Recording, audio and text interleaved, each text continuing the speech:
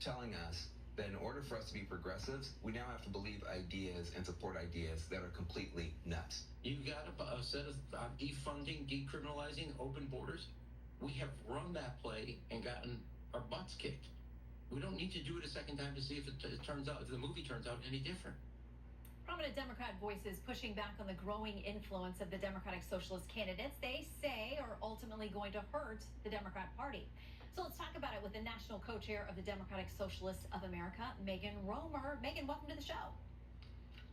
Thanks so much for having me, Shannon. Okay, so there's this growing conversation about whether you can exist within the party, whether you want to upend it for your own purposes, a totally different platform.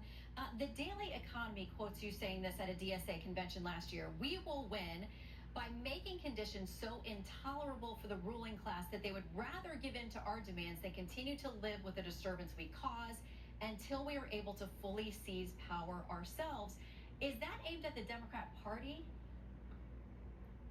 It's aimed from the working class to the ruling class. So the two-party duopoly, the two corporate parties, it is aimed at both of them, and it comes from the working class.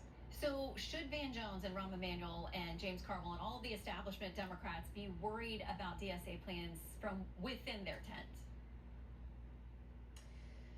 The establishment Democrats should be worried about the voters and about what the voters think and about what the constituency thinks. And right now they have not been delivering, and our candidates are and have been, and it's resonating with voters. So Jamie Harrison, who was the DNC chair, after you guys had such a big night in New York City and knocking off some of those incumbents and having success with your candidates in the congressional primaries, he said, if you hate the Democratic Party, then don't run for our nomination. Don't use our resources. Don't rely on our volunteers. Don't use our infrastructure. Focus on building the party you actually support. Other Democrats out there saying this is a separate party, the DSA. You don't belong within the party. How do you respond to his statements there? Yeah, I mean, the two parties have, over years and decades, created a system where ballot line access is extremely difficult for third parties. I also have been told a lot of times by Democrats, don't vote third party, it's wasting your vote. So we run on the Democratic ballot line where it makes sense. We run independents sometimes where that is a viable possibility, but it's a ballot line. And what matters is what the voters think, and the voters are overwhelmingly choosing our candidates. They certainly did in New York and in other places, Colorado and others. It's not just a big city phenomenon or just a blue coastal phenomenon. Okay, so we're going to put up on the screen a few of the things that are part of your platform. And I want to ask you, just give me sort of a true or false on these. Abolish the Senate. True. Okay, replace the presidency and Supreme Court as we now know them. Yep. Abolish ICE. Absolutely. Abolish borders and give amnesty to anyone currently in the U.S. illegally. As a long-term plan, yep. Defund the Pentagon. Absolutely. Abolish prisons, at least in large part. Yeah, again, that, as part of a long-term program, yeah. Okay, so no prisons. Government or public ownership of most large corporations. Yeah, absolutely. Okay, so then let's go back through some of those then. Abolish the Senate. There are people who are in the Senate now who are very supportive of DSA. They lose their seats? Well, the Senate is an anachronistic institution. It comes from the British House of Lords. It is made to protect power for, the Senate was part of the system that was made to make sure that the people didn't have too much of a say. So we want to expand Congress significantly, but make it a unicameral legislature. Okay, and without the presidency and Supreme Court, so abolish ICE. Would there be any enforcement of immigration laws, or with abolishing the border, we're not enforcing immigration laws, they go away? Yeah, so again, this is part of this longer term plan, and part of it but if you includes, can get there.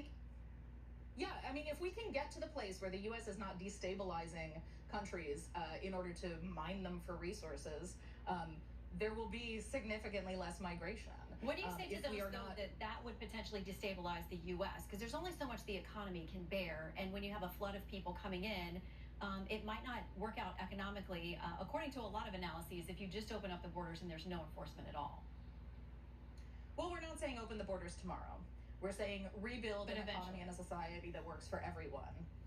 And the open borders is part of a longer-term international plan that involves us stopping destabilizing countries. Most people who are coming to this country are coming as economic refugees, and we destabilized their country. We did that. Well, a lot of, if you look at data, the Center for Immigration Studies says right now the households here in the U.S. that are headed up by people who are here illegally, nearly 61% of them are on some type of government or welfare program here in the U.S. Can we afford to do that? I mean, at some point you run out of resources. Well, right now we make it very difficult for people to participate in society in such a way that they can avoid using services. So we want people to be able to work and live and go to school and actually participate, which means contributing to society and also getting what they need from society. It's a collective choice we can all make. So if we talk about abolishing prisons, then does that make society better? I mean, is there anybody that should be incarcerated? I mean, rapists, child predators, murderers? Yeah, so the long-term plan, when we think about most people who are in prison, they are mostly in prison for crimes of poverty. So when but that's not who I'm talking about. I'm talking about the really, like the I hear you. murders So and rapists. when we get rid of this need for crimes of poverty to exist, when we get rid of that destabilizing force that creates so many people who are living in desperate situations and doing desperate things, that brings those numbers down to very small numbers, and then we can collectively decide what we do with those people. I suspect it won't look like the prison system as we know it today. Okay, but you do think some people need to be locked away from society? Some people are not able to be functional members of society. That's true. But what does that look like to keep the rest of us safe? We're talking about safety. We're not talking about punishment. We're talking about making sure that we're safe, everybody's safe, everybody maintains their dignity, and everybody maintains their humanity. Okay, so much more to discuss. I hope that you will come back, especially as we figure out what the party does with respect to you, meaning the Democrat Party, and your role in it, and in 2028 especially. Megan Farmer, thank you.